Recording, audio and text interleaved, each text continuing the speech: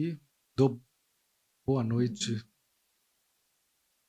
a todos, então, que estão chegando aí pelo encontro virtual. A gente está aqui hoje ao vivo na Oficina da Alma, trazendo mais um estudo, trazendo mais um texto. Você está checando para nós? Se está legal? A Mara está olhando. Então, bem-vindos para quem está chegando agora. Essa é a nossa Oficina da Alma. A gente faz essa reunião, deve ter aí uns 12 anos. A gente começou a fazer agora quinzenalmente, ficou um tempo sem fazer por causa do feriado, e aí tirou a nossa sequência. Mas a gente faz esse encontro hoje, então, quinzenal, onde a gente está sempre trazendo uma reflexão de textos de um trabalho chamado Petro. A gente traz uma reflexão que vai sempre envolver um caminho de psicologia e espiritualidade para nos inspirar a dar mais passos na nossa estrada. Eu tenho costumado iniciar os nossos grupos com uma oração nova que é assim: o passo nosso de cada dia eu dei hoje. Sabe? Então é essa a intenção que eu coloco aqui para nós, para quem está se dispondo a acompanhar aqui conosco, para quem já acompanha conosco esse trabalho.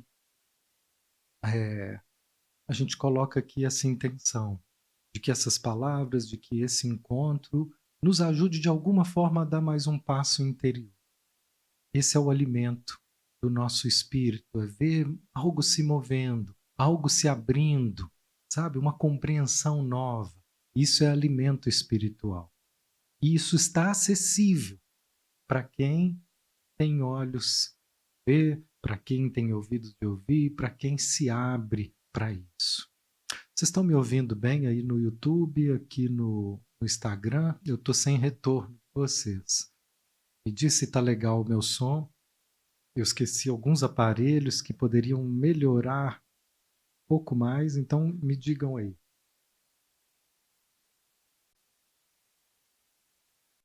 Muito bem. Boa noite, então. Boa noite a todos. Então, estamos falando aqui dessa intenção de criar essa receptividade, de criar essa abertura para que a gente possa receber da vida, receber daquilo que temos já à nossa disposição, caminhos de desenvolvimento espiritual, caminhos de desenvolvimento psicológico. O Petwork é um caminho. Dentro da psicologia, a gente achou a focalização como um outro caminho que nos inspiram a estar sempre dividindo aqui conteúdos com vocês. Então, a nossa Oficina da Alma ela vai estar sempre nos convidando a um caminho interior, a gente se voltar para dentro e encontrar formas cada vez mais naturais de vivenciar esse contato interno, tá se abrindo para o encontro com os nossos sentimentos. Isso, a maioria de nós não recebeu essa educação, essa escola emocional, essa escola de interioridade. Então, isso faz muita falta para a gente nos nossos relacionamentos, na nossa vida. Então, essa é a nossa proposta, tá? Distribuindo e dividindo conteúdos, cursos, caminhos que possam nos ajudar a encontrar liberdade interior. Liberdade interior é uma conquista, gente. Uma conquista. Nós não vamos conseguir realmente ter resultados diferentes se a gente desiste. É igual cuidar do nosso corpo, igual uma musculação. É um trabalho com alimentação, um trabalho com o corpo, exige uma dedicação. Aqui também tem uma dedicação, só que não precisa ser pesado, não precisa ser forçado, pode ser leve, mas é preciso abrir um espaço para esse cuidado. Nós estamos falando de um cuidado. Um cuidado conosco, um cuidado com as nossas relações, porque numa boa, se você desiste de se cuidar, você não está dizendo isso, fazendo com isso um mal só para você. Nós somos seres interativos, nós estamos em interações o tempo inteiro. E nessas interações, nós vamos sempre oferecer para o mundo, para as nossas famílias, para o nosso trabalho, para as nossas amizades, as nossas vibrações.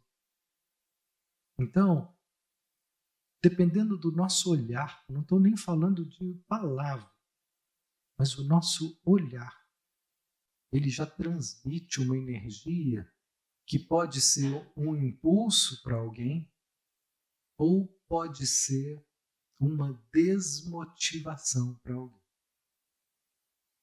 Acontece principalmente com as crianças.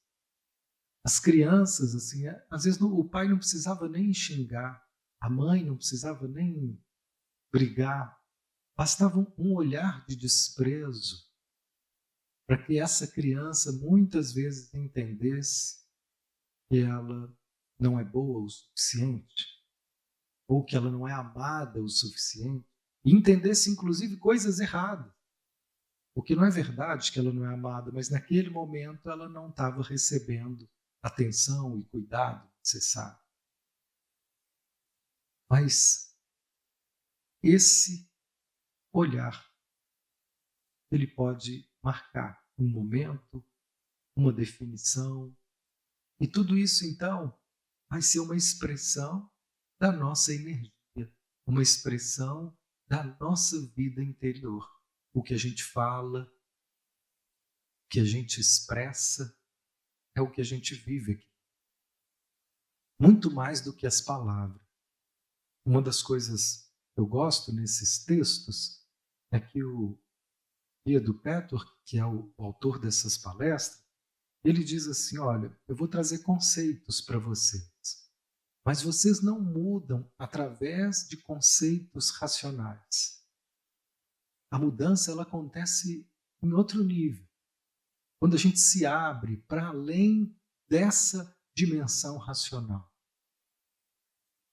A mudança acontece quando a gente permite ser tocado por essas palavras.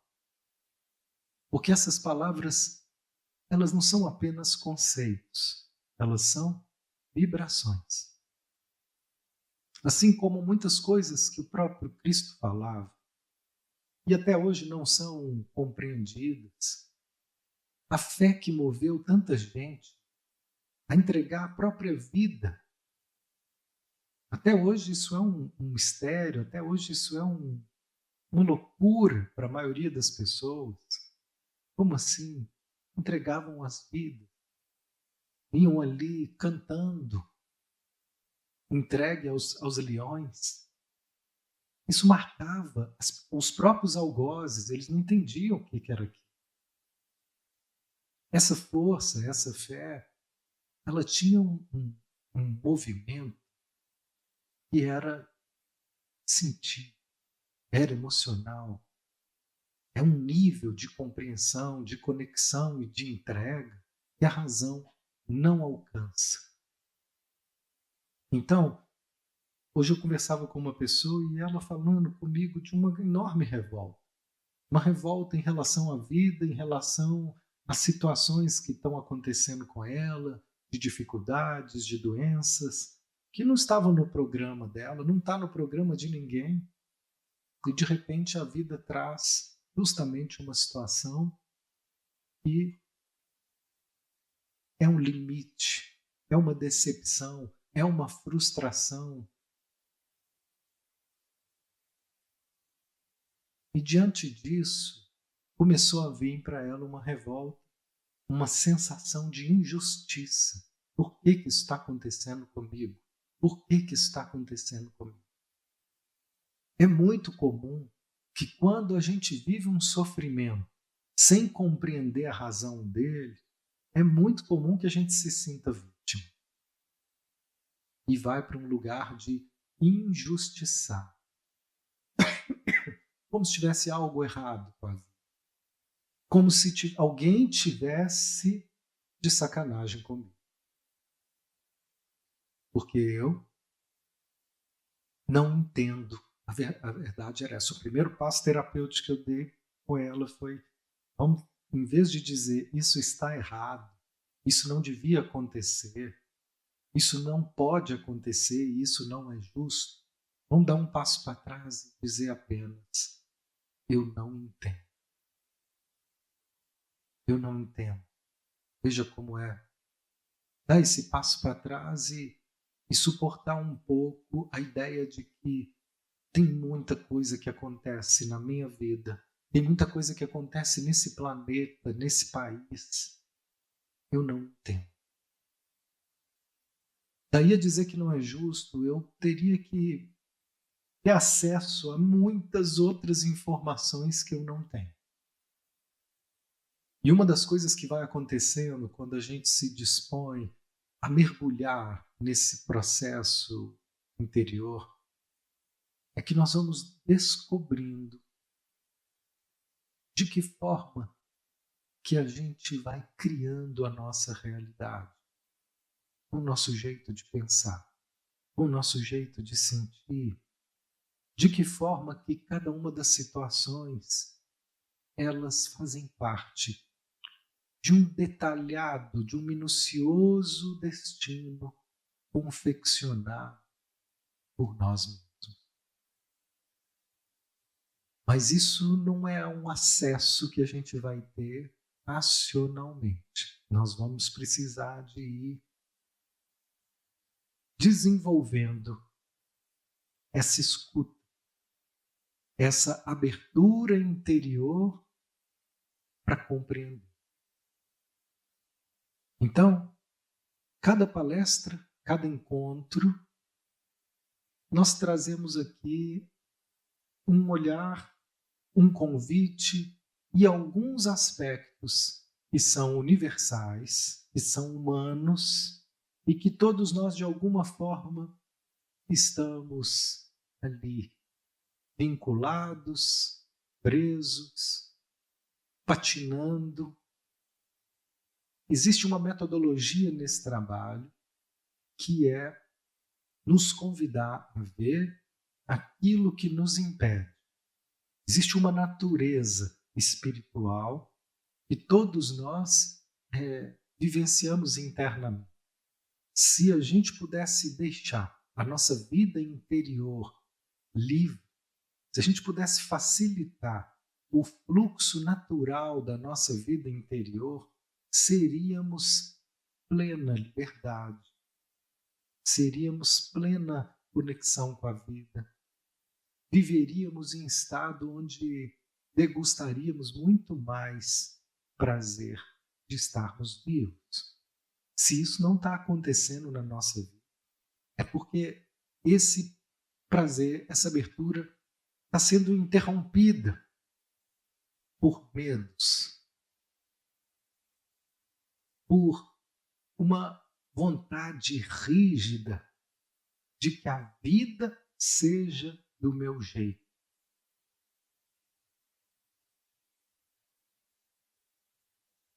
Essa vontade rígida, nós vamos falar um pouco desses 3 aspectos principais que fazem com que a nossa vida esteja infeliz. Se a gente procurar a causa da nossa infelicidade, nós vamos achar esses aspectos. E esses aspectos, então, eles muitas vezes são racionalizados de tal forma que a gente se convence que é assim mesmo.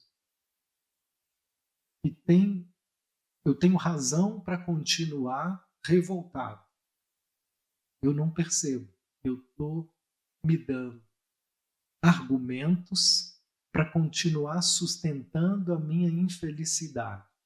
E se eu quiser argumentos para continuar sustentando a minha infelicidade? Nós vamos achar. Tem muitos motivos para a gente ser infeliz. Muitos. A começar por esse. Nós não temos tudo que a gente quer. E se a gente começar a contar, nós vamos ficar aqui a noite inteira, as sessões todas de terapia, e nós não vamos sair do lugar.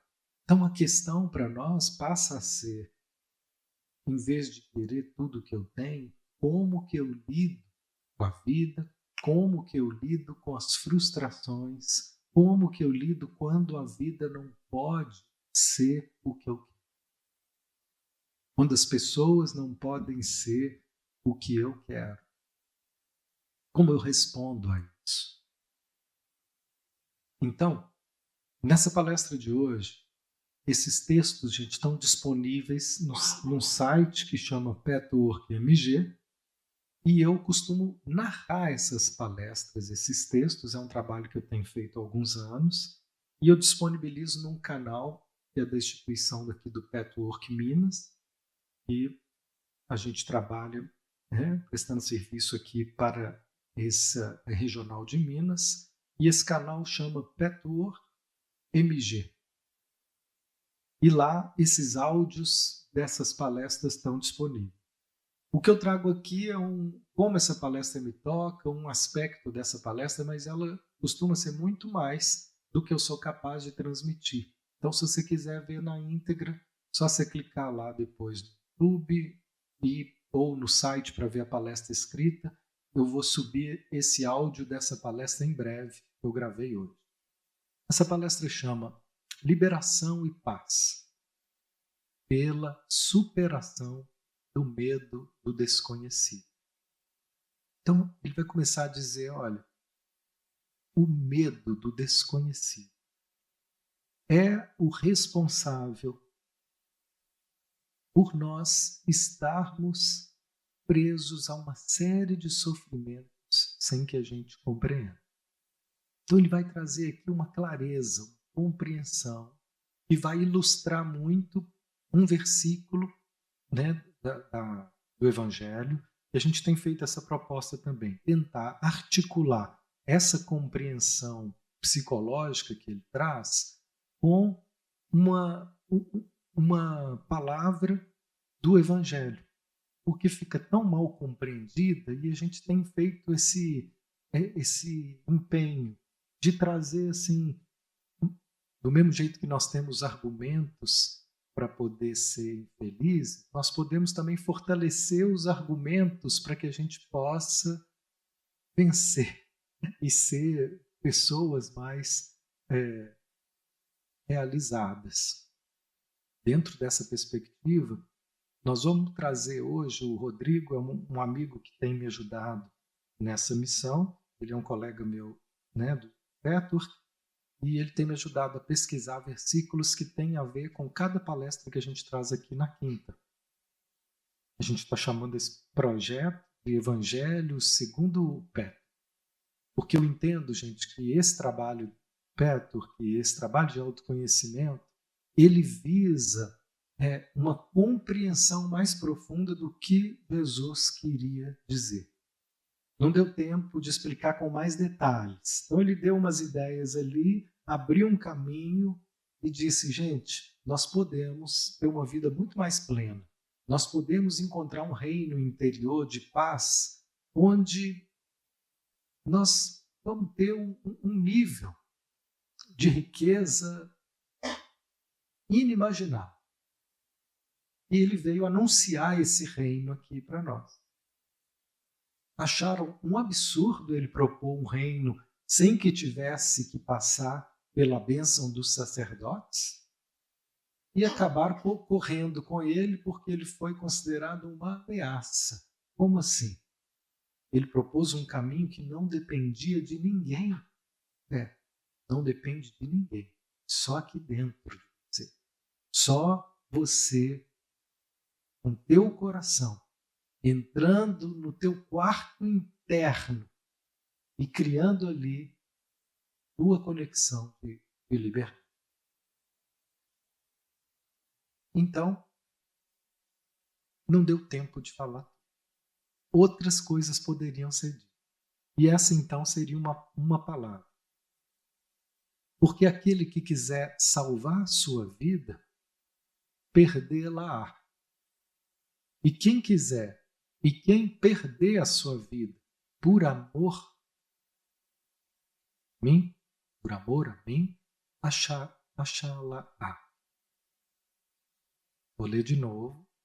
Aquele que quiser salvar a sua vida, perdê-la-á.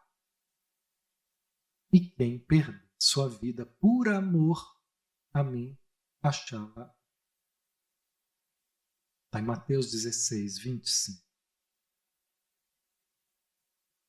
E agora nós vamos trazer algumas questões aqui que vão nos ajudar a compreender essa ideia.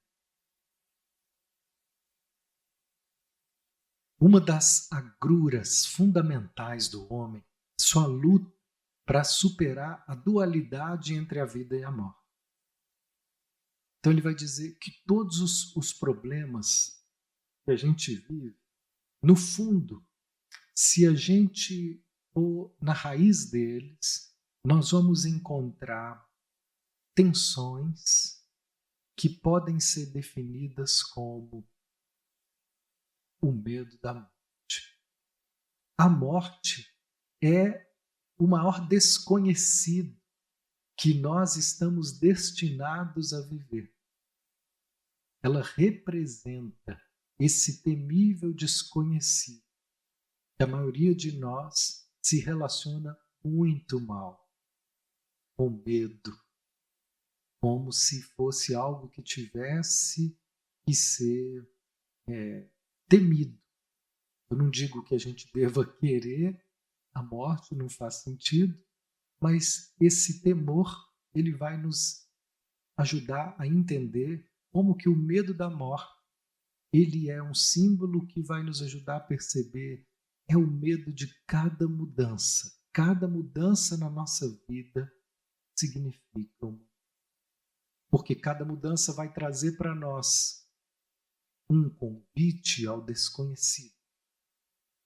E é esse desconhecido que a gente muitas vezes se desespera, se debate, se fecha, se recusa a confiar que pode ser bom. O que está por trás disso? Medos, muitos medos de confiar na vida, medo de confiar nos nossos sentimentos, medos. Para apaziguar esses medos, ele diz, o homem criou filosofias, conceitos filosóficos, criou conceitos espirituais, conceitos religiosos.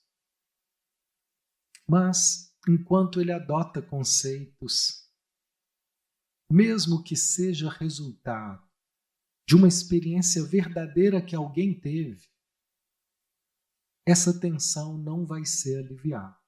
Ou seja, não adianta alguém dizer para você, essa pessoa que eu conversei, que ela estava muito revoltada, não adiantava ninguém dizer para ela assim, olha, isso tudo que você está vivendo vai passar. Isso tudo que você está vivendo vai te fortalecer. Isso tudo que você está vivendo, depois você vai ver que vai ser bom em alguma situação na sua vida.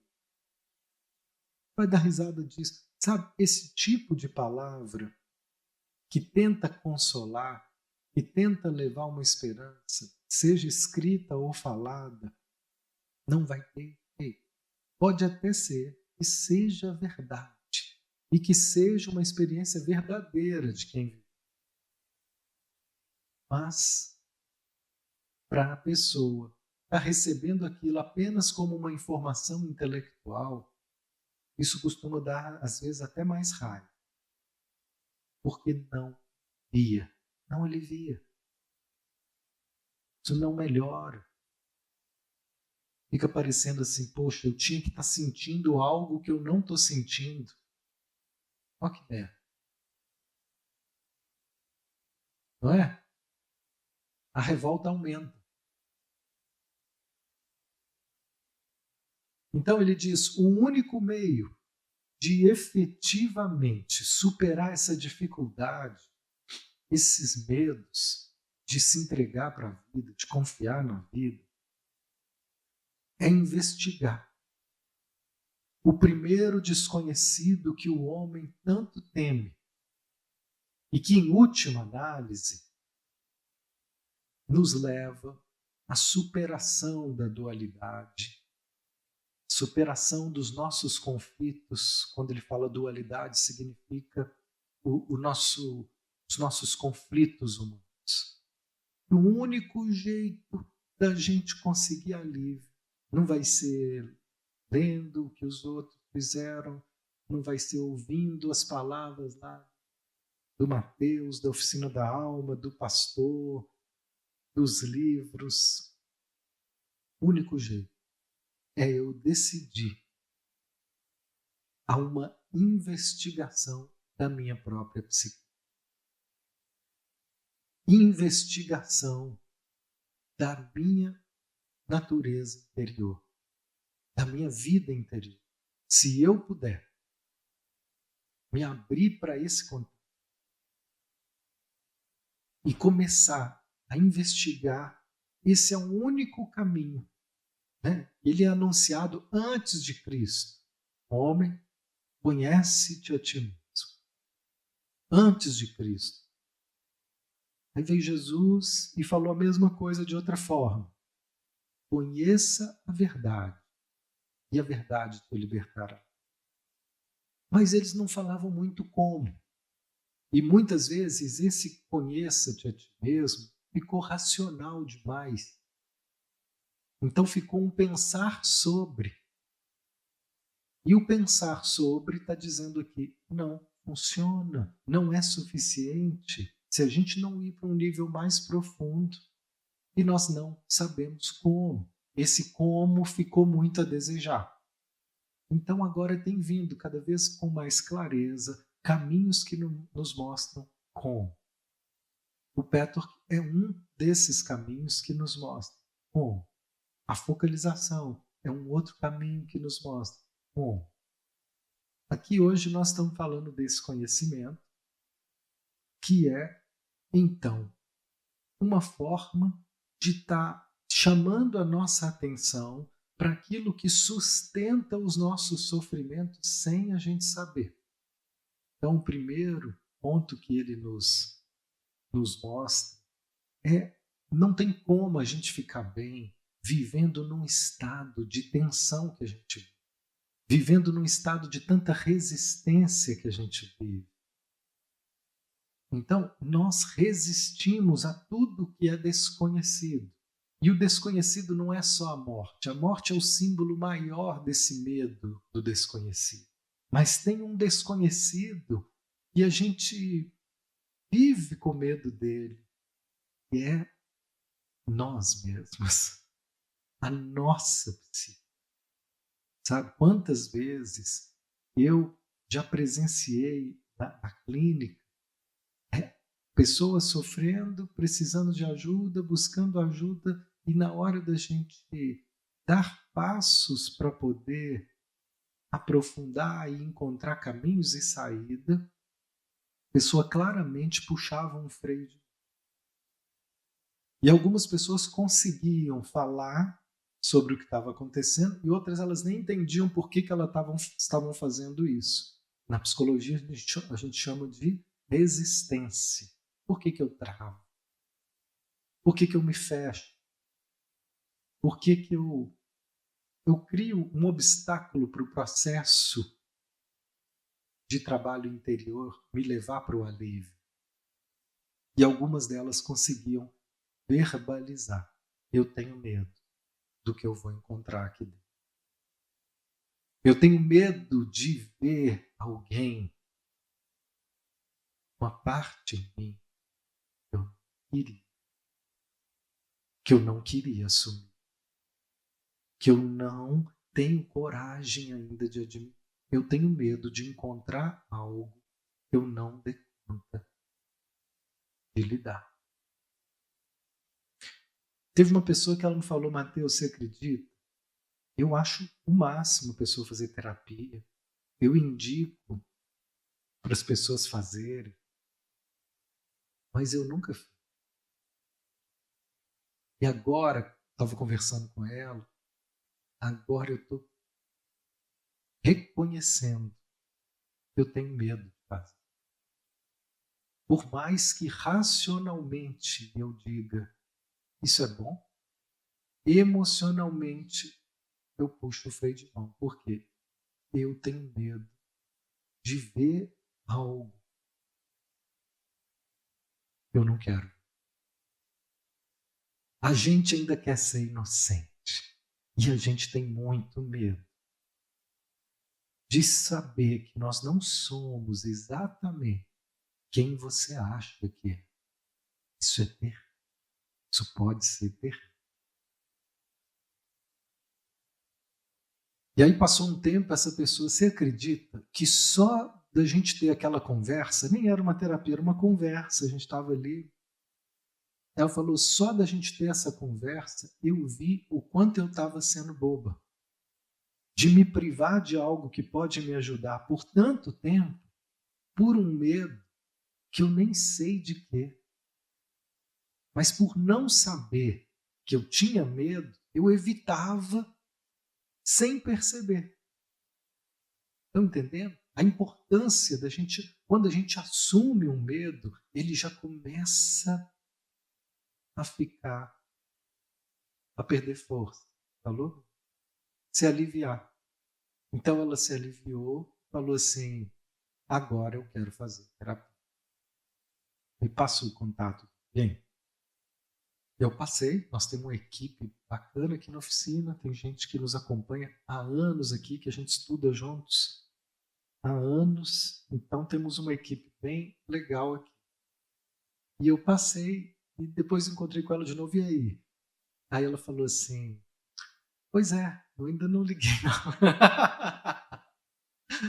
Mas ela tá com o telefone já. É. Aí eu falei com ela, olha, quando eu comecei a atender, na minha época era cartãozinho. Hoje não existe mais. Mas eu mandei fazer uns cartãozinhos na gráfica, um azulzinho bonitinho, meus caldeiro com uma luzinha assim, ó. E eu andava com os cartãozinhos no bolso. E aí, conversava com alguém na rua, qualquer pessoa que eu encontrasse na rua, falava, beleza, aqui, eu estou atendendo. Se você souber de alguém, cartãozinho. Se souber de alguém, cartãozinho. Eu já estava fazendo o meu marketing ali. E demorei muito a ir para a internet, mas o cartãozinho foi onde eu comecei. E muita gente falava assim comigo, Mateus, te indiquei uma amiga minha. Ah, beleza. Aí outro falava, Mateus, eu te indiquei meu sobrinho. Oh, que... Aí tanta gente falava, gente, se vier todo mundo, eu não tenho agenda mais para receber esse povo. Se todo mundo que me indicaram vier, aí eu entendi que é isso. Indicou significa que a pessoa ela começou a aceitar que ela precisa, a pensar no assunto. Mas talvez ela vai esperar ainda mais umas 2 ou 3 crises, onde ela se dê conta que realmente ela não dá conta de lidar com isso sozinha. Aí depois da terceira crise, onde é que está aquele cartãozinho? Eu vou ligar para aquele cara. Oi? Deu para o meu sobrinho, pronto. E agora eu vou. É um processo. E dentro desse processo, então, quanto mais consciência, mais leve. Quanto mais consciência, menos poder vai ter essa articulação do medo. Que o medo, quando a gente olha para ele de frente, vai olhar e falar, puxa, era disso? Eu estava com medo? É.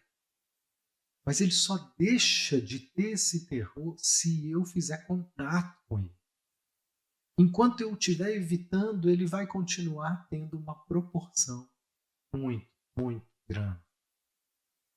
Então, quando começa a desaparecer essas resistências, sabe qual é o maior ganho de um processo profundo de trabalho interior e de terapia?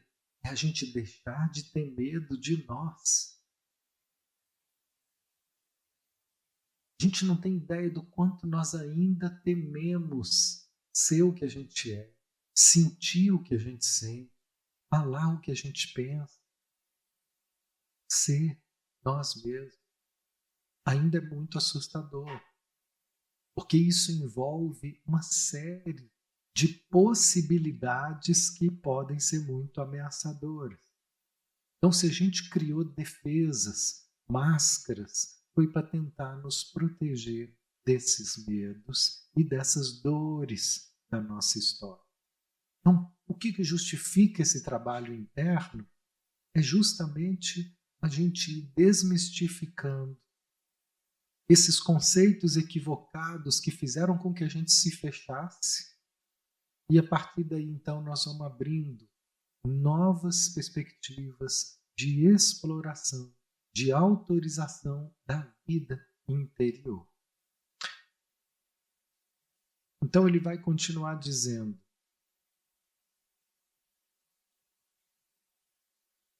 a luta pela autorrealização, em última análise, significa o seguinte: a eliminação de barreiras entre a sua consciência e as áreas ocultas da sua psique.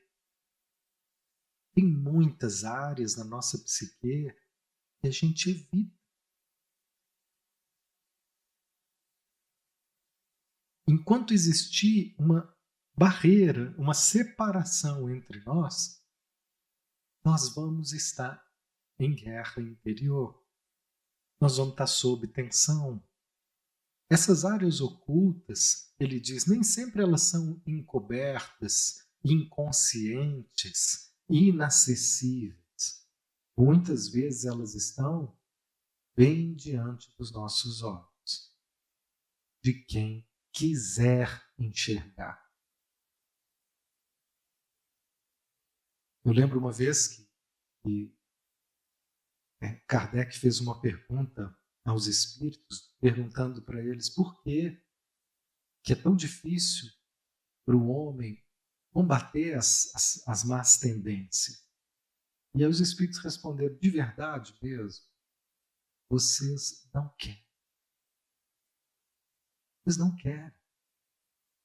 Não querem se superar de verdade. Ainda mais quando a gente está entendendo que essa superação significa querer se ver, querer enxergar até aquilo que está diante dos meus olhos.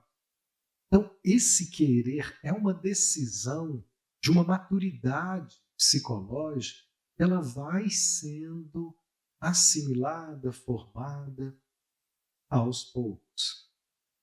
Então, um lugar onde isso vai aparecer de uma forma muito frequente são nos nossos relacionamentos. Nossos parceiros, as nossas parceiras. Essas situações, elas vão mostrar para nós facetas de uma forma muito evidente da nossa personalidade que sozinhos talvez eu não perceberia. O tanto que eu vejo aparecer questões e aspectos da minha personalidade, da minha relação com as minhas filhas. É muitas dimensões que vão aparecendo ali. Cada relacionamento nosso vai nos revelando de uma forma, se a gente quiser ver. Caso contrário, o outro também vai sendo uma ameaça. E aí, a primeira relação que ele faz para nos ajudar são 3 pontos fundamentais. O medo do desconhecido, que é a morte, o medo do desconhecido, que sou eu mesmo, de aspectos em mim que eu não ouso ainda ficar de frente com ele. E aí, às vezes, a gente tem sonhos bem esquisitos e eu jogo lá para o fundo da gaveta, ou às vezes pessoas me dão retornos e acontecem situações que me escancaram para mim. Freud falou muito do inconsciente. Eugene Gendlin, que é esse filósofo que ele é um filósofo, é um psicólogo que nos inspira aqui no caminho da psicologia, que a gente está sempre oferecendo aqui cursos, formações para terapeutas nessa abordagem que chama a filosofia do implícito, a psicologia experiencial, Gendlin ele vai reformular o conceito de inconsciente. Gendlin ele vai dizer, olha, o inconsciente é o corpo. O inconsciente não é uma caixa preta inacessível. É um lugar que eu não sei. Não, se você quiser saber, basta você se abrir para escutar. E aí ele desenvolveu um método para essa escuta, para nos ajudar com mais clareza, chamado focalização. É um método de escuta do corpo, onde ele vai dizer, vocês vão se surpreender em perceber que cada sensação no corpo, ela traz uma informação a respeito da sua experiência que você está vivendo. Ela vai revelar mais um aspecto. Né? Ontem eu estava gravando uma aula de autofocalização, né, do curso de escuta interior. A gente está regravando aqui os cursos com equipamento mais legal. Vocês vão, quem me acompanha mais tempo aí vai vendo que eu venho melhorando. A gente tem que melhorar por dentro e por fora. Né? Então vem melhorando o equipamento, as câmeras, os microfones. Então a gente está regravando aqui esse material. E eu propus uma aula bem inusitada. Eu vou viver com vocês na prática esse trabalho de me escutar na frente de vocês. E eu não sabia o que ia acontecer. Estava ali gravando, eu deixei gravar. Então fechei os olhos e comecei a abrir esse espaço. Gente, só essa decisão, isso é focalização, autofocalização. E eu abri esse espaço para escutar o que surge quando eu me disponibilizo. E aí começou a vir uma leve tensão aqui no ombro, começou a vir uma emoção que eu não estava entendendo direito do que se trata. E é isso, num primeiro momento, quando a gente se dispõe a se escutar nesse tipo de trabalho, o que vem não está claro racionalmente. Nós temos uma dificuldade enorme em se escutar, porque a gente fica tentando lidar só com aquilo que eu entendo. E o que esse trabalho vem nos ensinando é que essa escuta começa com o contato com a experiência que ainda não tem nome, que ainda não é compreensível racionalmente. Mas ela vai se desenvolvendo se eu puder acompanhar, se eu puder sentir, se eu não interferir nela e ficar receptiva ao que vem, em vez de ficar tentando definir, tentando entender o que eu não sei, tentando explicar, não interfere, só deixa o processo se apresentar, né? Essa é a base da fenomenologia, deixa o fenômeno se revelar. De repente foi vindo uma vontade de chorar. Nem sabia do porquê, do quê. E eu fui permitindo um choro. Podia ser um choro de alegria, de gratidão, podia ser vários tipos de choro. E eu fui primeiro chorando, depois entendendo. Não, esse choro não parece leve. É um choro que traz uma dor. Porque eu choro muito de gratidão. Comum. E é um choro leve, é gostoso, é macio. Esse é um choro que ele traz, ele vem um peso, ele vem rasgando a alma, mas é um alívio poder dar espaço. E ao fazer isso, então, eu fui reconhecendo uma tristeza. E assim, passo a passo, de algo que foi se revelando, gente, eu não tinha a menor ideia que estava ali. E aí eu fui me lembrando que durante o dia uma pessoa me falou, Mateus, não vou poder encontrar com você que minha avó morreu. Essa ideia da perda, isso mexeu comigo, ou lembrou de algumas perdas e de algumas dores, de alguns medos de perda, que eu nem imaginei. Poder dar um espaço para isso. E a gente não vai poder fazer isso em qualquer lugar o tempo inteiro. Nós precisamos de um tempo. Um tempo onde a gente fique disponível para se escutar. Isso é a focalização. E aí se revela. O desconhecido a gente começa a perder o medo e dizer, seja o que for, seja bem-vindo. Porque eu sei, seja o que for, seja medo, seja tristeza, seja raiva, seja culpa, seja ódio, seja o que for. E Gendlin, nos ensina é que não importa o que seja, quando isso pode ser, quando isso pode se apresentar, eu vou sentir.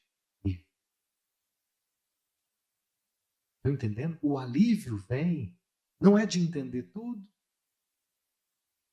e não é de sentir só coisa que é boa, é também de dar espaço e autorização de existência sentida.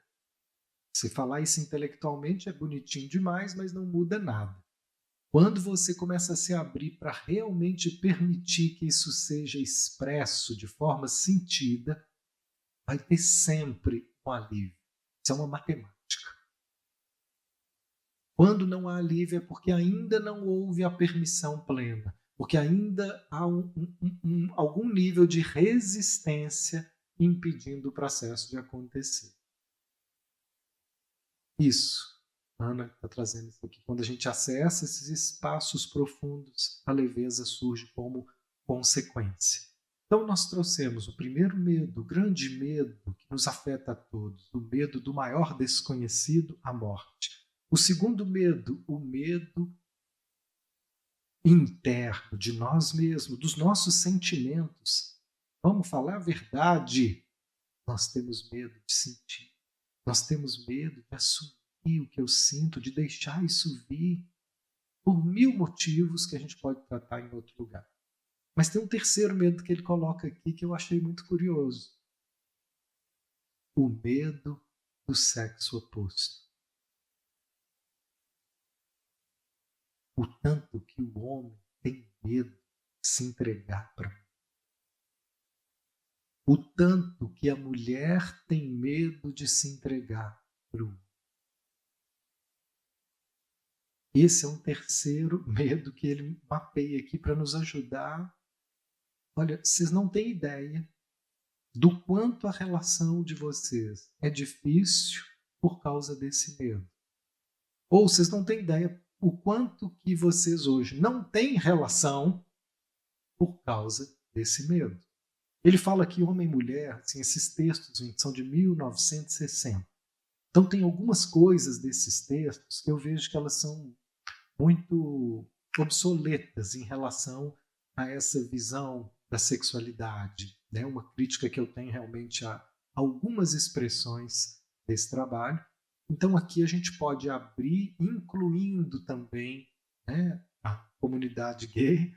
Não é só o medo de me entregar um homem, o medo de me entregar para uma outra mulher, mas o medo, né, dele se entregar para um outro homem, um parceiro, na sua polaridade de atração. Ou uma mulher, vice-versa, se entregar para a sua parceira.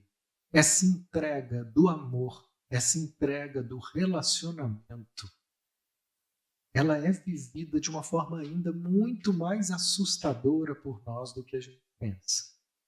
Então ele está dando luz, farol, prestem atenção nisso. Do mesmo jeito que a moça prestou atenção que ela tinha medo, e aí, ao perceber isso, ficou mais aberta e ela pediu o cartão. Aqui também nós vamos perceber que muitas vezes aquilo que a gente fala que mais quer, não, eu falo tanto que eu quero viver melhor com meu marido.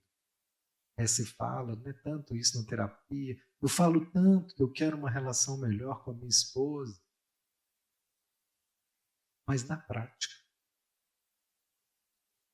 isso é impedido. Porque mais profundo do que o que você diz é o que você sente. E o que você sente nem sempre é conhecido. E ele está dizendo, tem muito mais medo do que vocês pensam. Se abram para escutar, se abram para deixar que esse medo seja visto. Quando eu assumo que eu tenho medo, quando eu assumo que algo é difícil, ali já começa uma superação. Ali já começa um processo de mudança. E quando eu evito e eu nego, mas eu adio essa possibilidade desse trabalho. acontecer. Tinha muito mais coisas para falar, que inclusive ia fazer mais link com aquela passagem do Evangelho que eu trouxe. Mas o que eu ainda gostaria de dizer é que o medo ele nunca está sozinho. Ele tem um parceiro inseparável. É muita parceria, gente. Eles são, brother. O orgulho e o medo, eles caminham de mãos dadas, inseparavelmente. É o orgulho que faz eu empinar o nariz. Dizer, não, isso não é comigo. Eu não vou me permitir.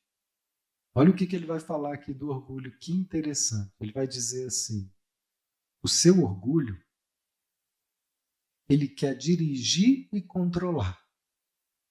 Ele não quer ceder a nenhuma força, mesmo que essa força seja a mais desejável. Eu entrego, porque o orgulho é controle. Ele quer ter o controle.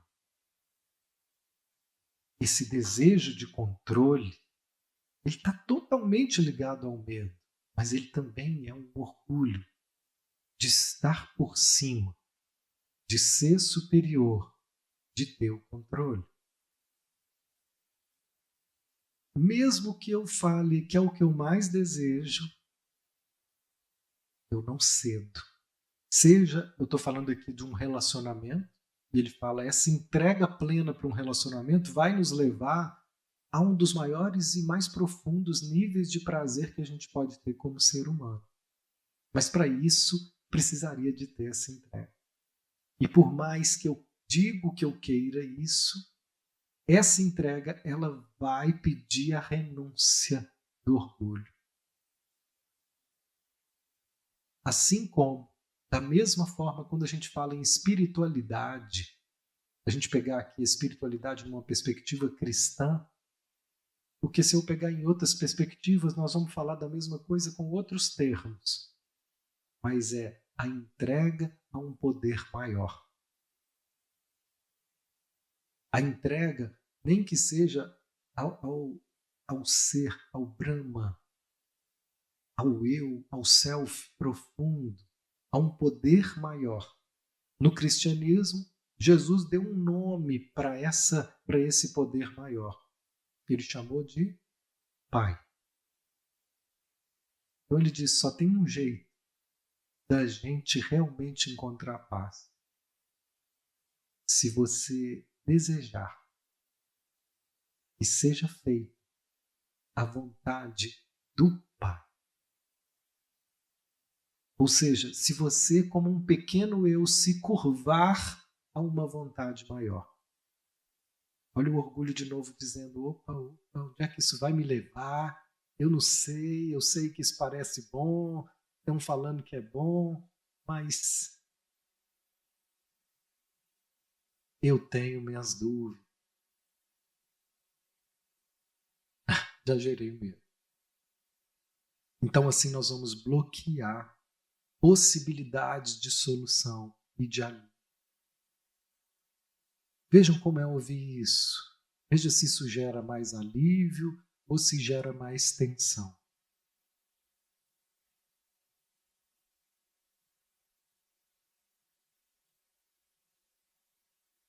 O orgulho não gosta dessa entrega justamente porque o que a gente vai ver pode não ser compatível com essa imagem positiva que a gente tem de nós.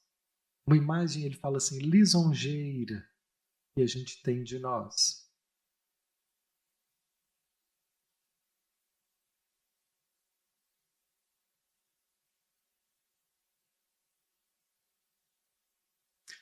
Então ele vai dizer tanto o medo quanto o orgulho.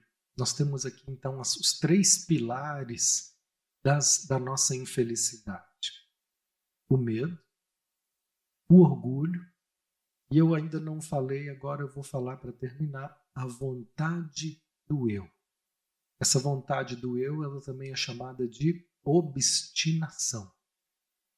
é uma capacidade, é uma vontade rígida. Não é simplesmente eu quero que isso aconteça. É assim, isso tem que acontecer. Uma rigidez na minha vontade. Essa rigidez, ela é cheia de orgulho e medo. É um trio muito parada dura. E um está sempre dando a mão para o outro. Essa obstinação, essa rigidez da vontade, ela não vai querer fazer nada que seja diferente da minha visão, da minha escolha, da minha vontade. Não tem jeito de nenhuma sociedade, de nenhum casamento, de nenhuma parceria, de nenhum relacionamento, qualquer que seja, né, dar certo se tiver uma pessoa que ela ache que tem que ser tudo do jeito. Acabou. Ali você mata a relação. Ali você está, naquele momento, mesmo que você não peça o divórcio, nesse momento você está se divorciando do outro. Você está dizendo para ele, eu não considero a sua vontade. Eu não considero a sua visão.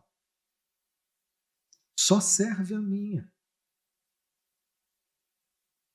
Essa vontade do eu, então, ela vai gerar uma necessidade de controle e vai querer sempre se agarrar ao que é conhecido. Qual o problema de eu me abrir para uma outra vontade? Isso vai me levar para um lugar que eu não conheço. Então ele vai falar, percebam como tudo que vocês vivem e sofrem vai levar vocês a lidarem com o medo do desconhecido. Ser conduzido por outra pessoa, de ser conduzido por Deus, de ser levado a lugares aqui dentro que você não controla e não conhece. Então a vontade do eu rígida é o que mais impede um processo desses profundos de focalização acontecer. Por quê? Ela quer ter o controle o tempo inteiro. Ela não renuncia a nada. Porque ela acredita que somente se eu obedecer a esse pequeno eu, a essa minha visão, somente se eu obedecer isso eu vou ser feliz.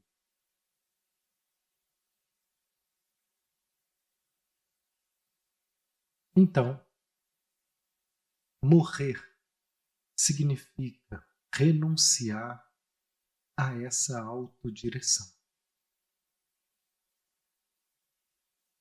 E por mais estranho que isso possa parecer, isso traz uma conotação de humilhação.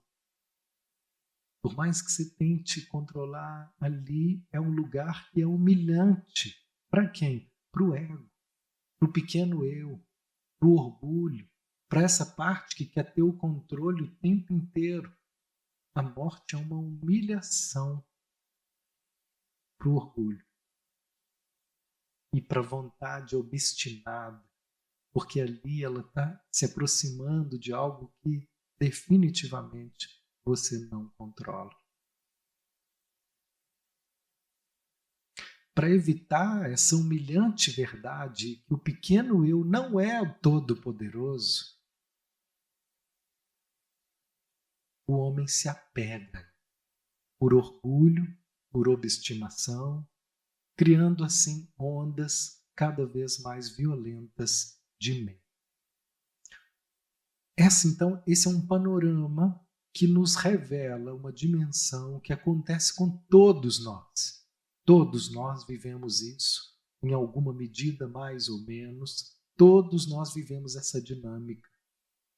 Quanto mais consciente a gente tiver dela, mais ela vai perdendo força e mais nós vamos conseguindo abrir mão desse controle, desse orgulho, desses medos.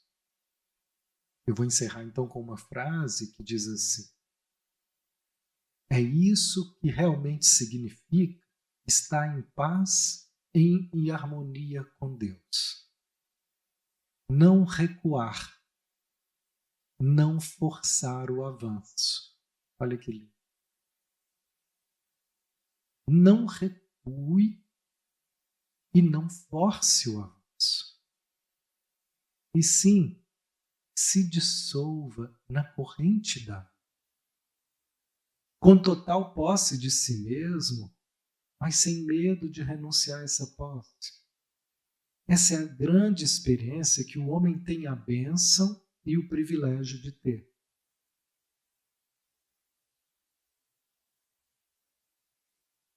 Essa será, no fim das contas, a experiência da passagem para uma nova forma de consciência. Algumas pessoas chamam do despertar, da iluminação. Ele não usa muito esses termos, mas ele usa. Existe uma nova forma de consciência que ela é uma consciência mais unificada.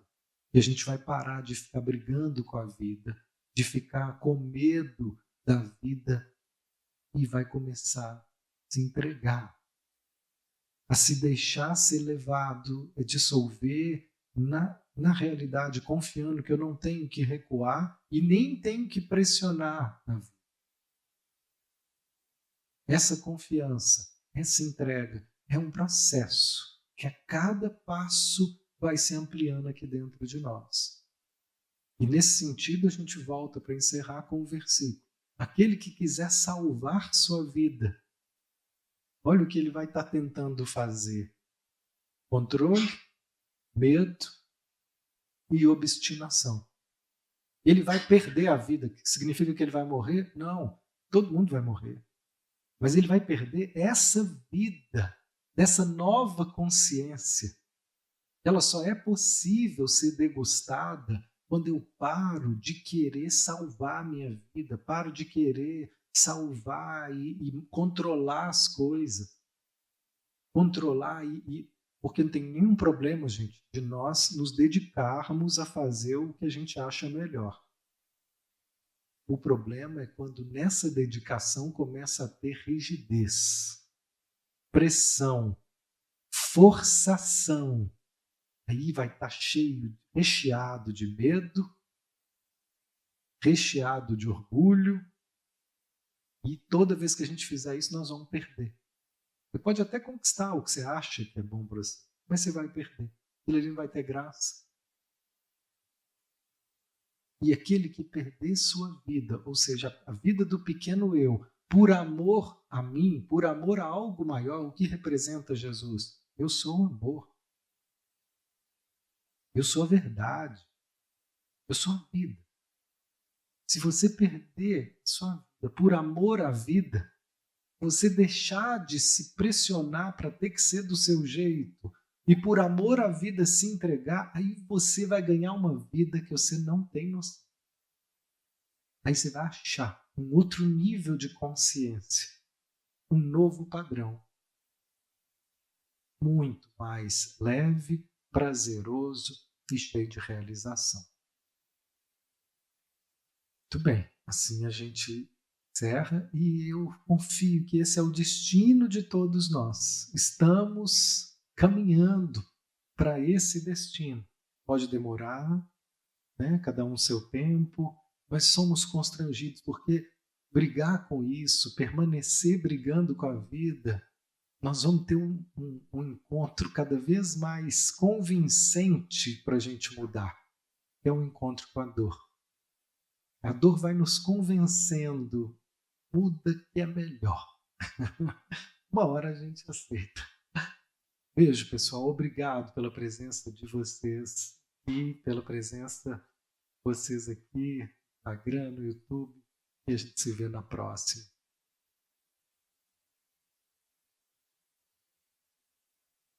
Obrigado. Até. Obrigado, gente. Obrigado.